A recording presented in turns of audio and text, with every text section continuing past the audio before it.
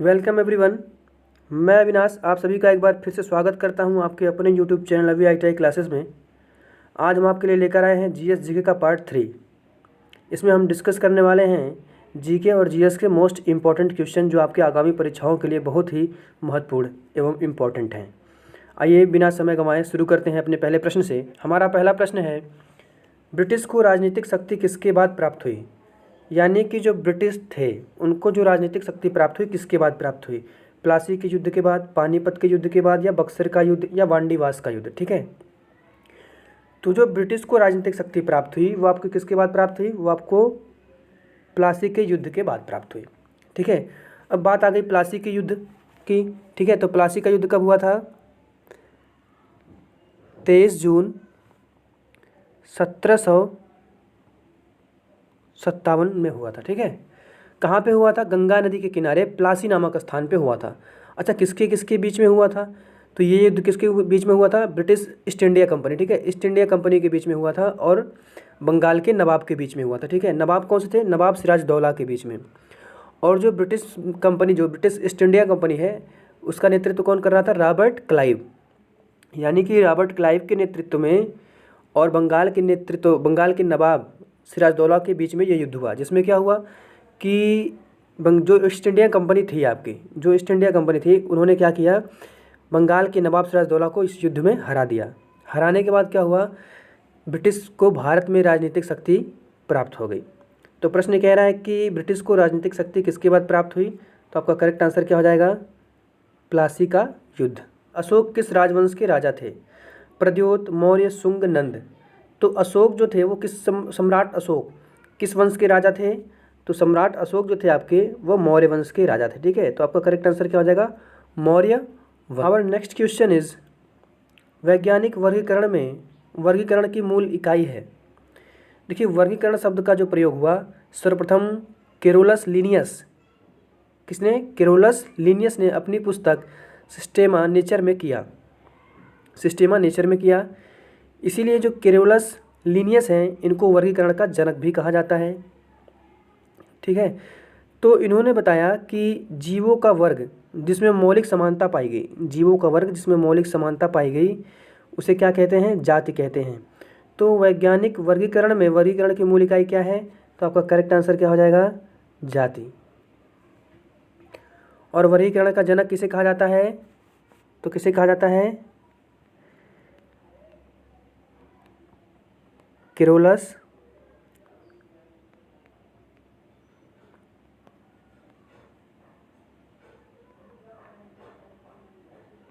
Linnaeus.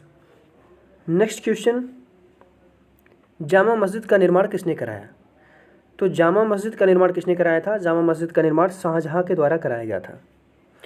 Shahjahan के द्वारा निर्माण कराया गया था। किस सन में कराया गया था? 1656 में। ठीक है, और एक चीज़ इससे और याद रखेंगे, जो जामा मस्जिद है वो क्या है? भारत की सबसे बड़ी मस्जिद है। भारत की सबसे बड़ी मस्जिद का नाम आता है तो क्या बोलते हैं? जामा मस्जिद। ठीक है, किसके द्वारा निर्माण कराया गया? शाहजहां के द्वारा। किस सन में कराया गया? 1656 ईस्वी में। तो हमारा जो करेक्ट आंसर हो जाएगा क्या हो जाएगा? शाहजहां। नेक्स्ट क्वेश्चन, ऊपर उठाए गए हथौड़ी के पास होता है। यानी कि अगर किसी हैमर को अगर हम ऊपर उठाते हैं, ठीक है, या जैसे प्रहार करने के लिए ऊपर उठाते हैं, तो उसमें कौन सी ऊर्जा होती है? गतिज ऊर्जा, यांत्रिक ऊर्जा, मांसपेशीय ऊर्जा, स्थितिज ऊर्जा। तो ऊपर उठाए गए हथौड़े के पास हमेशा कौन सी ऊर्जा होती है? स्थितिज ऊर्जा होती है। तो आपका करेक्ट आंसर क्या हो जाएगा? स्थितिज ऊर्जा। देखिए, किसी वस्तु की विशेष स्थिति अथवा विन्यास के कारण उसमें संग्रहित ऊर्जा को ही उस वस्तु या निकाय की क्या कहते हैं? स्थितिज ऊर्जा कहते हैं।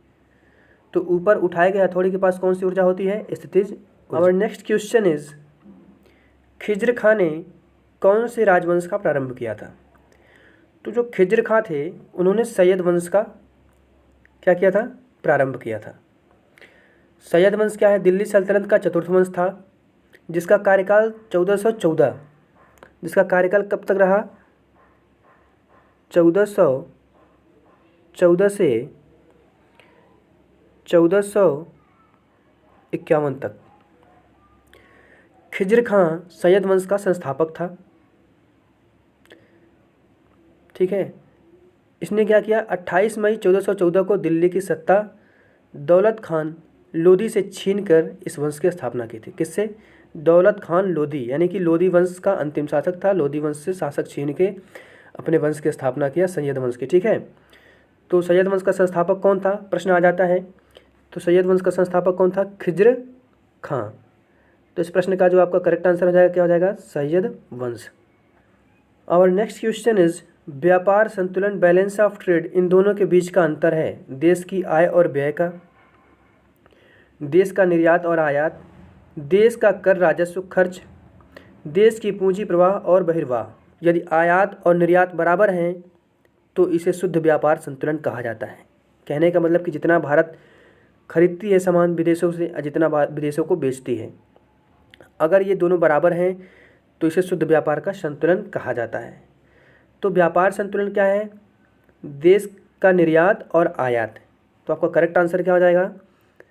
देश का आयात और निर्यात, यानी कि देश में जो भी खरीदारी होती है या देश के द्वारा जो भी चीज़ें विदेशों को बेची जाती हैं। ठीक है, यानी कि देखो, आयात किसके कहते हैं, निर्यात किसे कहते हैं?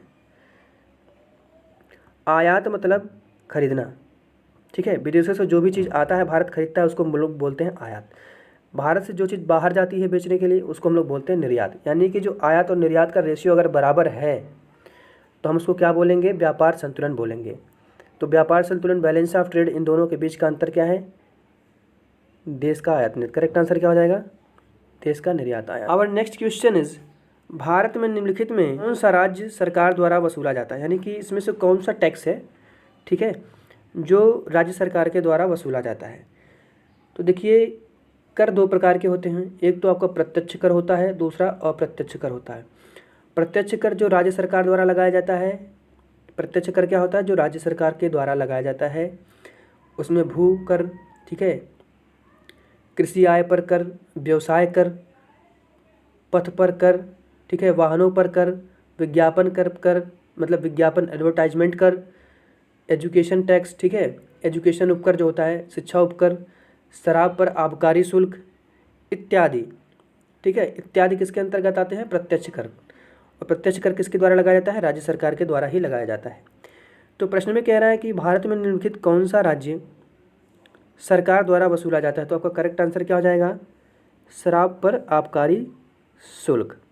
क्वेश्चन, किसी परमाणु के कक्ष में संयोजित किया जा सकने वाले इलेक्ट्रॉनों की अधिकतम संख्या को किस सूत्र से दर्शाया जाता है? देखिए, जो अधिकतम संख्या है इलेक्ट्रॉनों की, जैसे मैं उस दिन डिस्कस किया था, पिछले वीडियो में आप देखेंगे तो मैंने डिस्कस किया था कि सेल कितने होते हैं? 4, KLMN है ना। तो इनमें किसमें अधिकतम इलेक्ट्रॉन है, इनकी संख्या ज्ञात करने के लिए किस फार्मूले का यूज़ किया जाता है? 2n²। जैसे मैं आपको एक का बता दूं, अगर चलिए मैं आपको k का निकाल के बता देता हूं कि k के लिए क्या है। मान लीजिए k को हम क्या मानेंगे? 1 2 3, ये 4 होते हैं, ठीक है, 4 सेल। तो अगर हम k का निकालेंगे तो क्या हो जाएगा? n की जगह वैल्यू रखेंगे 1, तो 1 का स्क्वायर क्या हो जाएगा? 1, यानी कि 2 × 1, तो कितना आ जाएगा? 2, यानी कि k कक्षा में कितने इलेक्ट्रॉन होते हैं? 2। इसी प्रकार L में 8, M में 18 और N में 32, ठीक है। तो किसी परमाणु के कक्ष में संयोजित किए जा सकने वाले इलेक्ट्रॉनों की अधिकतम संख्या को किस सूत्र द्वारा दर्शाया जाता है? तो आपका करेक्ट आंसर क्या हो जाएगा? 2n²। Our next question is important question. Nitrogen का परमाणु क्रमांक 14 है और हाइड्रोजन का 1 है। अमोनिया का आणविक द्रव्यमान कितना होगा, यानी कि एटॉमिक नंबर ऑफ अमोनिया कितना होगा? तो देखिए, एटॉमिक नंबर निकालने के लिए हम क्या करते हैं, पहले तो आपको अमोनिया का सूत्र पता होना चाहिए। तो अमोनिया का सूत्र क्या होता है आपका? NH3, ठीक है, ये आपका अमोनिया हो गया। अब इसमें आप देख रहे हैं कि N यानी नाइट्रोजन का कितना परमाणु है? 1, और हाइड्रोजन का कितना है? 3। तो यहाँ से हम देखेंगे कि नाइट्रोजन का एटॉमिक नंबर कितना होता है, इसमें दे रखा है 14। तो नाइट्रोजन का क्या है? नाइट्रोजन की जगह 14 है तो हमने 14 रख दिया, ठीक है। अब हाइड्रोजन के लिए हम क्या करेंगे? प्लस करेंगे, एटॉमिक पूछ रहा है ना, तो अब प्लस करेंगे। हाइड्रोजन के कितने परमाणु हैं? 3, तो सबसे पहले 3 रख दिया, ठीक है।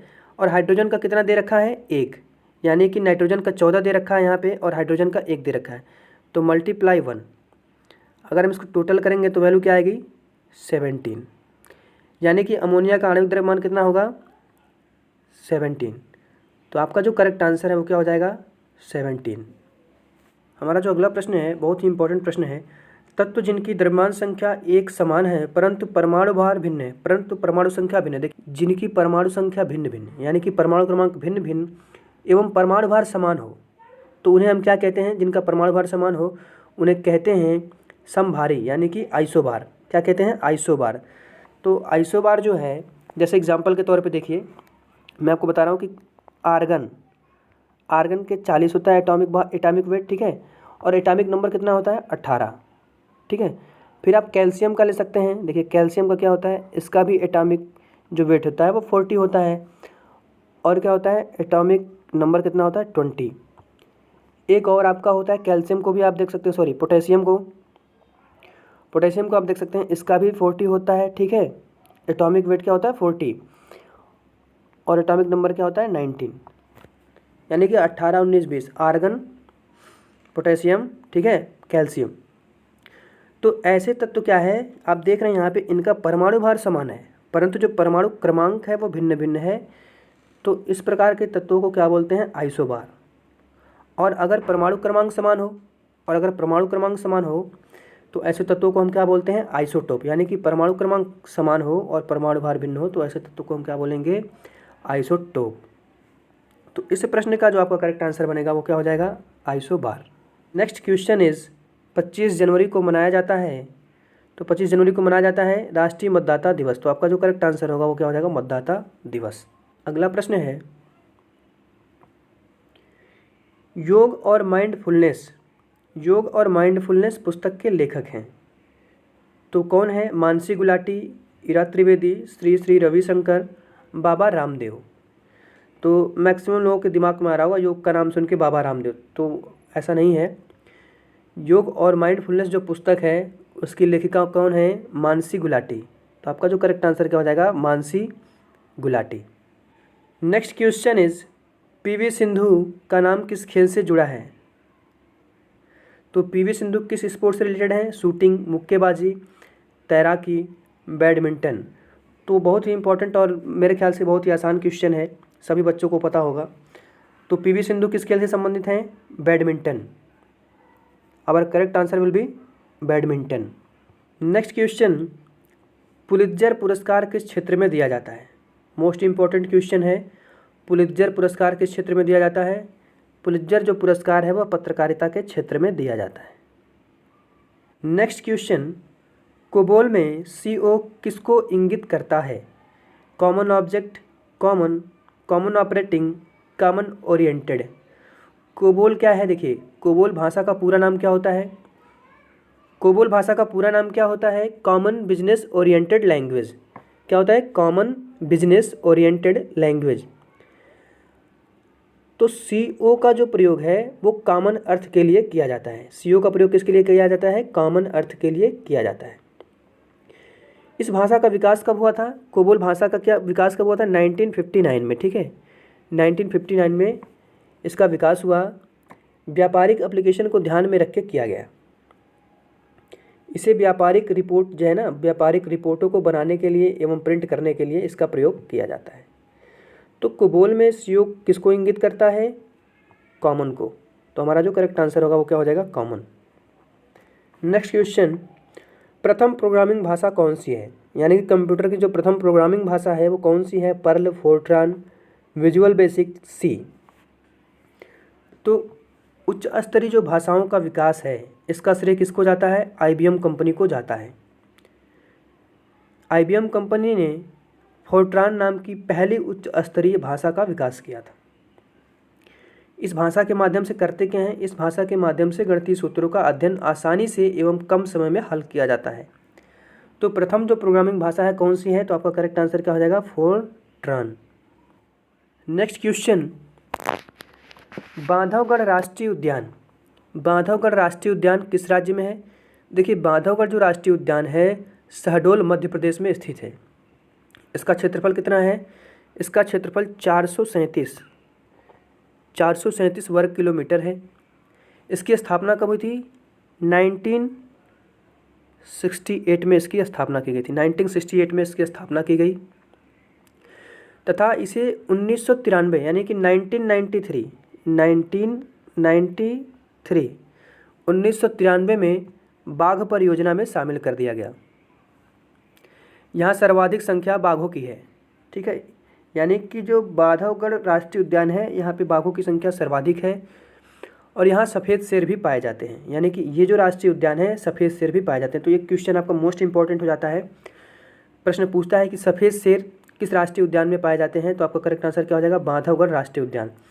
और बांधवगढ़ राष्ट्रीय उद्यान आपका कहाँ पे है, मध्य प्रदेश में। तो आपका करेक्ट आंसर क्या हो जाएगा, Madhya Pradesh. Next question is, निम्नलिखित में से किस राज्य में है काली मृदा पाई जाती है। निम्नलिखित में से किस राज्य में काली मृदा पाई जाती है, यहाँ पे है नहीं होगा, थोड़ा सा मिस्टेक है, चलिए इसको इरेज कर देते हैं, ठीक है। निम्नलिखित में से किस राज्य में काली मृदा पाई जाती है, जम्मू कश्मीर, बिहार, गुजरात और झारखंड। तो काली मृदाएं दक्कन के पठार के अधिकतर भाग में पाई जाती हैं। काली मृदाएं दक्कन के पठार जो हैं उसके अधिकतर भाग में पाई जाती है। दक्कन के पठार में जो राज्य आते हैं कौन कौन से आपके आते हैं, आपका महाराष्ट्र आता है, गुजरात आता है, तमिलनाडु आता है मुख्य रूप से, है ना, यानी कि मुख्य रूप से महाराष्ट्र, गुजरात और तमिलनाडु में ये जो काली मिट्टी है वो पाई जाती है। तो आपका ऑप्शन में महाराष्ट्र है नहीं, तमिलनाडु है नहीं, आपका गुजरात दिख रहा है, तो correct answer will B Gujarat. तो इस प्रश्न का जो करेक्ट आंसर होगा वो क्या होगा, गुजरात। देखिए काली जो मिट्टी आ गई, काली मिट्टी को रेंगुर मिट्टी भी कहा जाता है, ठीक है, और ये कपास के लिए सबसे उत्तम मानी जाती है, ठीक है। कभी कोई प्रश्न पूछता है काली मिट्टी क्या है, किसके लिए इंपॉर्टेंट है, तो कपास के लिए। अच्छा, रासायनिक दृष्टिकोण से अगर इस मृदा को बात की जाए, इस मृदा की बात की जाए तो इस मिट्टी में क्या होता है, चूना, लोहा, मैग्नीशियम, एल्यूमिना तथा पोटास की काफ़ी मात्रा पाई जाती है। इसमें फास्फोरस तथा नाइट्रोजन की कमी होती है। नेक्स्ट क्वेश्चन इज, सर्वाधिक वर्षा कहाँ होती है। देखिए सर्वाधिक वर्षा कहाँ होती है, कैनेडियन शील्ड में, अमेजन बेसिन में, गंगा बेसिन में, साइबेरियन मैदान में। तो सर्वाधिक वर्षा अमेजन बेसिन में होती है। यहाँ औसतन वर्षा कितनी होती है, सर्वाधिक वर्षा कहाँ पे होती है, अमेजन बेसिन में, ठीक है, अमेजन बेसिन में। तो सर्वाधिक वर्षा कहाँ होती है, अमेजन बेसिन में। और जो वर्षा होती है कितने सेंटीमीटर तक की वर्षा होती है, 200 सेंटीमीटर तक की वर्षा होती है, ठीक है। यह बेसिन कहाँ पड़ता है, अमेजन बेसिन कहाँ पड़ता है, विषुवत-रेखीय प्रदेश में पड़ता है, जिससे क्या होती है यहाँ पर वर्ष भर यानी कि साल भर वर्षा होती रहती है, ठीक है।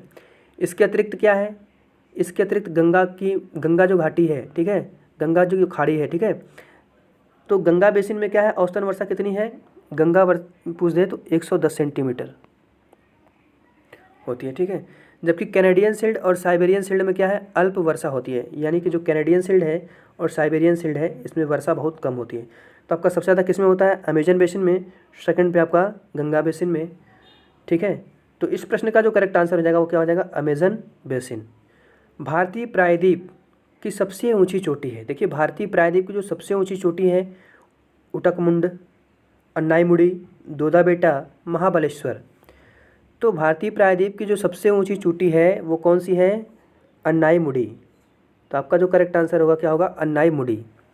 अच्छा, अन्नाईमुड़ी कहाँ पे पाया जाता, मतलब अन्नाईमुड़ी कहाँ है, अन्नाईमुड़ी केरल राज्य में स्थित है, जिसकी ऊंचाई कितनी है, जिसकी ऊंचाई है 2696 मीटर।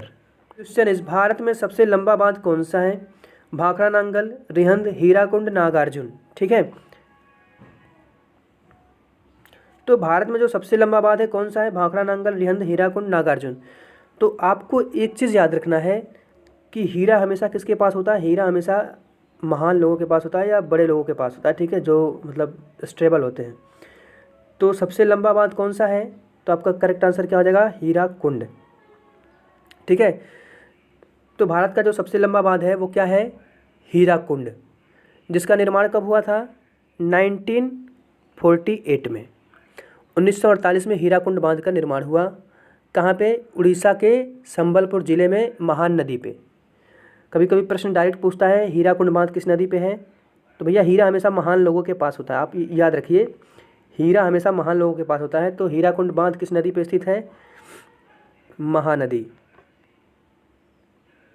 ठीक है। तो आपका करेक्ट आंसर क्या हो जाएगा, महानदी। इसकी स्थापना कब की गई, 1948 में। कहाँ पे स्थित है? उड़ीसा के संबलपुर ज़िले में। अच्छा, इसकी लंबाई कितनी है? इसकी लंबाई है 4.8 किलोमीटर। इस डैम की लंबाई कितनी है? 4.8 किलोमीटर। नेक्स्ट क्वेश्चन इज, निम्नलिखित में कौन सा केरल का लोक नृत्य नहीं है? देखिए, केरल का लोक नृत्य कौन सा नहीं है, ये नहीं पूछा कि कौन सा नृत्य है। पहली बार तो परीक्षा में जब भी प्रश्न आता है तो आप प्रश्नों को इत्मीनान से पढ़िए, आराम से पढ़िए और प्रश्नों में समझिए, प्रश्नों को समझिए कि प्रश्न कह क्या रहा है। कई बार तो मैक्सिमम लोग इसी चक्कर में गलती कर देते हैं कि है या नहीं है। तो प्रश्न क्या कह रहा है कि निम्नलिखित में से कौन सा केरल का लोक नृत्य नहीं है? तो करेक्ट आंसर क्या हो जाएगा? चप्पेली। चप्पेली जो है वो केरल का लोक नृत्य नहीं है। देखिए, कथकली भी केरल का नृत्य है, थुलाल भी केरल का नृत्य है, कैकोटिकली जो है वो भी केरल का लोक नृत्य है। ठीक है, तो करेक्ट आंसर क्या हो जाएगा? चप्पेली। नेक्स्ट क्वेश्चन, नियंत्रक एवं महालेखा परीक्षक प्राथमिक रूप से संसद की निम्नलिखित में से किस समिति से जुड़ा है? तो किस समिति से जुड़ा है? लोक लेखा समिति से जुड़ा है। तो आपका जो करेक्ट आंसर होगा लोक लेखा समिति। तो इस प्रश्न से जो आपको मोस्ट जानकारी याद रखनी है वो क्या रखना है? नियंत्रक एवं महालेखा परीक्षक प्राथमिक रूप से संसद की निम्नलिखित में से किसकी समिति द्वारा जुड़ा है? तो लोक लेखा समिति के द्वारा जुड़ा हुआ है। अब बात आती है कि संविधान के किस अनुच्छेद के अंतर्गत इसका वर्णन है? तो अनुच्छेद 148 से 151 तक नियंत्रक एवं महालेखा परीक्षक से संबंधित है। ठीक है, तो आपका करेक्ट आंसर क्या हो जाएगा? लोक लेखा समिति।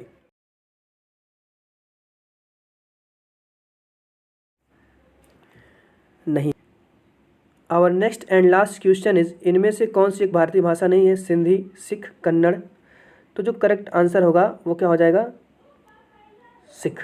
भारतीय भाषा की जब भी बात आए तो आप कौन सी अनुसूची याद रखेंगे? 8वीं। प्रश्न पूछता है कभी कभी कि 8वीं अनुसूची में क्या है? भारतीय भाषाओं का जिक्र है।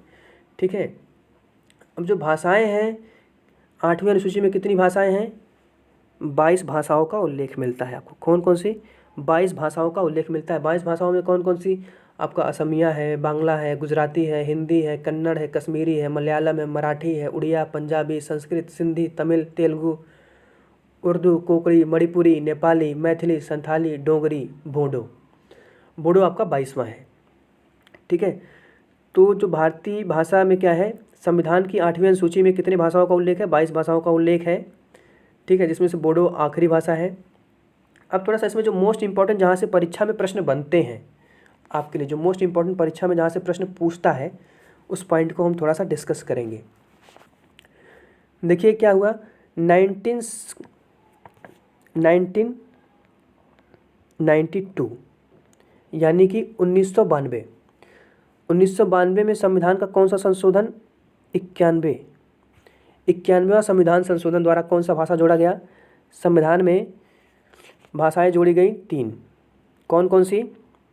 मणिपुरी भाषा जोड़ी गई आपकी, कोंकणी भाषा जोड़ी गई और नेपाली भाषा जोड़ी गई। फिर देखिए अनुच्छेद जो है 92 संविधान संशोधन 92। 91 में कौन सी भाषा जोड़ी गई?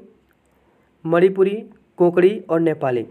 फिर जो 92वां संविधान संशोधन है इसके द्वारा जो भाषा जोड़ी गई वो आपकी कौन सी जोड़ी गई? ये कब हुआ? पहली बात तो ये कब हुआ? 2003 में। 2003 में हुआ। और इसके द्वारा कौन सी भाषाएं जोड़ी गई? इसके द्वारा जो है 4 भाषाएं संविधान में जोड़ी गई। ठीक है, तो कौन कौन सी? एक तो आपका मैथिली जोड़ी गई। दूसरी जो भाषा है वो संथाली जोड़ी गई। तीसरी जो भाषा है वो आपकी डोंगरी जोड़ी गई। और चौथी जो भाषा है वो आपकी बोडो जोड़ी गई। ठीक है, तो इस प्रश्न से आपको इतनी जानकारी मिलती है। अच्छा, एक प्रश्न और पूछ लेता है कि कौन सा अनुच्छेद भाषाओं से संबंधित है? तो अनुच्छेद 343। ठीक है, आज के लिए बस इतना ही। फिर हाजिर होंगे नए वीडियो के साथ। जय हिंद।